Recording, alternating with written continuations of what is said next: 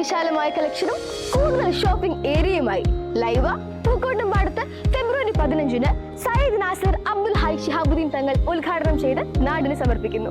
പകുതി വിലയ്ക്ക് electric scooter, തയ്യൽ മെഷീൻ, ലാപ്ടോപ്പ് എന്നിവ വാഗ്ദാനം ചെയ്ത തട്ടിപ്പിൽ നിലമ്പൂരിൽ ഞായറാഴ്ച 24 പരാതികൾ കൂടി ലഭിച്ചു. ഇതോടെ 97 പരാതികളാണ് നിലമ്പൂർ പോലീസിന് ലഭിച്ചത്. Nilambur Oswald orphanage charitable trust chairman Binoy പാട്ടത്തിനെതിരെയാണ് ഇന്ന് ലഭിച്ച പരാതികളിൽ കൂടുതലുള്ളത്.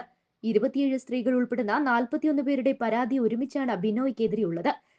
ഇരുചക്ര വാഹനം, തയ്യൽ മെഷീൻ, ലാപ്ടോപ്പ് എന്നിവ 50% സബ്സിഡിയിൽ നൽകാമെന്ന് പറഞ്ഞ 20 ലക്ഷത്തിലധികം രൂപ ബിനോയ് പാട്ടത്തിൽ ചെയർമാനായ ഓസ്വാൾഡ് ഓർഫനേജ് ചാരിറ്റബിൾ ട്രസ്റ്റിലേക്ക് അടച്ചുവെന്നാണ് ഇവർ നിലമ്പൂർ ഓഫീസിൽ നൽകിയ പരാതിയിൽ പറയുന്നത്.